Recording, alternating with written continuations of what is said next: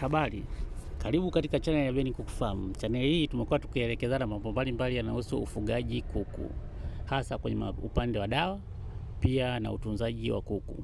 Sasa nadhani kwenye hii channel mimi nilikuwa napendekeza nianze na kuweka video kuhusu kilimo cha bustani, mfano bustani ya nyanya, vitunguu pamoja na mboga mboga.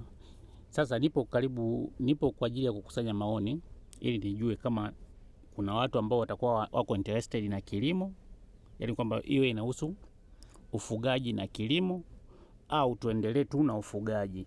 Na kusanya maoni kama umefanikiwa kuiona hii video, na kuomba hapo chini kwenye upande wa comment andika maoni yako ili tujue jinsi gani tunaweza tukaiboresha hii channel ili iwafikie wakulima na wafugaji wengi zaidi.